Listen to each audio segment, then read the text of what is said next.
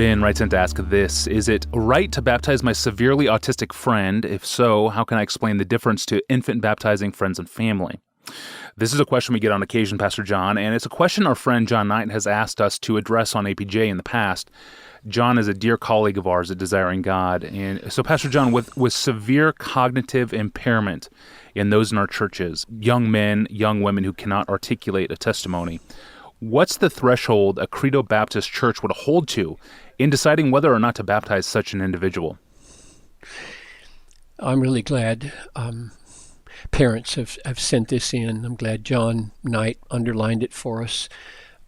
And here's it gives me a chance to just say a little bit of a wider picture. So let me start general and get right down to the specific of a say a child or a young adult who's mentally disabled. I want to say first that a church that's about to tackle this and either baptize or not baptize a person with cognitive impairment needs to teach widely on baptism, faith, disability, so you don't spring this on your congregation. It shouldn't come out of nowhere. This is a golden opportunity for a pastor to bring the sorrows and the joys of these families before the church and put the whole question in the bigger context of God's sovereignty and His goodness and His ability to take the hardest situations and show His all-sufficiency in them. So that's the first thing I'd say is put this issue in the bigger context of disability and God's sovereign goodness in your church. And then the second thing I'd say is deal with believers' baptism before you try to deal with a marginal issue in believers' baptism. We Baptists believe that before Jesus inaugurated the new covenant in His blood, the people of God were identified through a physical line of Jewishness, and therefore it was fitting that the sign belonging to this people, the sign of the covenant belonging to this people, was given to their physical children, the Jews, and that sign was circumcision. But with the new covenant, God's saving focus is no longer on any ethnic group, but is defined most essentially by identification with Jesus, the Christ, through faith. And thus the new sign of this new covenant is no longer circumcision, but baptism, and no longer given to physical descendants, but to spiritual descendants, that is, to those who have faith. That's the fundamental picture of believers' baptism. And here are two texts. If people want to, this is not a APJ about baptism mainly, but about what about these kids?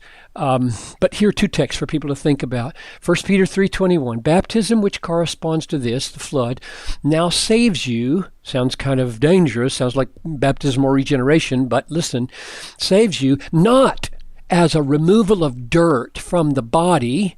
So I'm not talking about saving you by the effectiveness of the water, but as an appeal to God for a good conscience through the resurrection of Jesus Christ. So the baptism is pictured here as an event in which the baptismal candidate is making an appeal to God for a good conscience through submitting to this water baptism, symbolic of His death and resurrection with Christ. And so that's a conscious act of the candidate, and hence we don't do it to children who can't make that, little infants who can't make that appeal. Or here's one other text, Colossians 2:12, having been buried therefore with Him in baptism, in which you were also raised with Him through faith.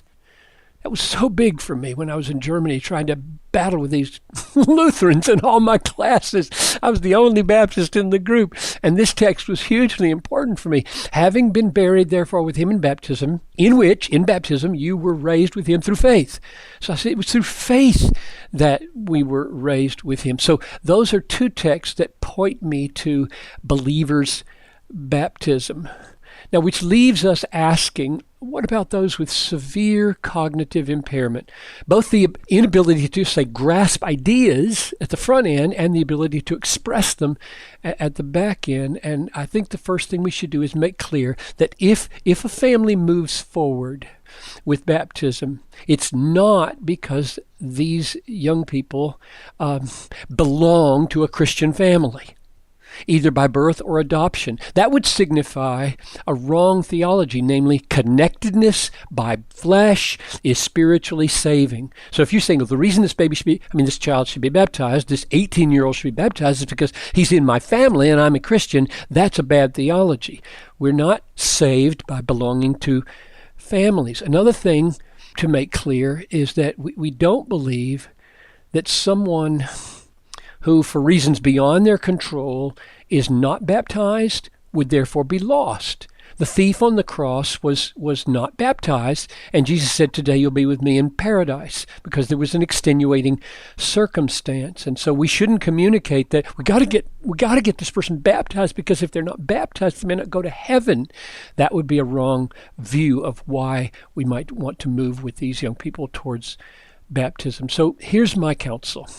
Very practical, and I can imagine godly, biblically informed pastors taking a different approach than me, so I'm not absolutizing this. I would say, if the child or the young adult gives evidence that he is perceiving the love of God in Christ, if he's sensing in some way his own sin and need, and responding with some signs of humble gladness because of Christ, it would be fitting to trust the perceptions of the mature believers closest to him and baptize him or her.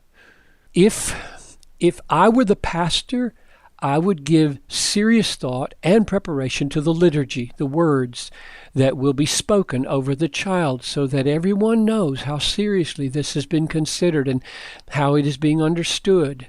And then I would say, finally, if the child is so impaired that the child or the young adult has no perception of spiritual things, no perceptible signs of response, I think those who are responsible for him should not pursue baptism.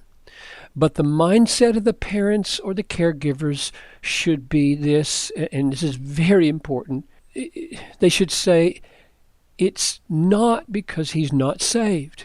Don't say it's not because he's not saved. Rather, it's because the integrity of baptism would be preserved, rather than giving the impression that it's a magical ritual. Well, he's got to be baptized, even though there's no evidence. In this case, it seems to me we would not be upholding baptism if we didn't baptize him, but we would be upholding grace. The parents should continue to bathe the child, the young adult, in word and prayer, and trust that God in his mercy will work savingly in ways that no one but he can understand. Yes, excellent. Thank you, Pastor John, for those thoughts. And disability is a central topic for us at Desiring God, and we produce an ebook on the subject titled Disability and the Sovereign Goodness of God. You can download the ebook free of charge right now at desiringgod.org. Click on the tab that says Books, and look for the title, Disability and the Sovereign Goodness of God. We will be back tomorrow with another episode in the Ask Pastor John series, and we're talking about God, guns, and biblical manhood. Specifically, is it necessary for a Christian man in his divine calling to protect his wife and children, to own and be willing to use a gun? That should be a very interesting episode. I'm your host, Tony Reinke. We'll see you tomorrow.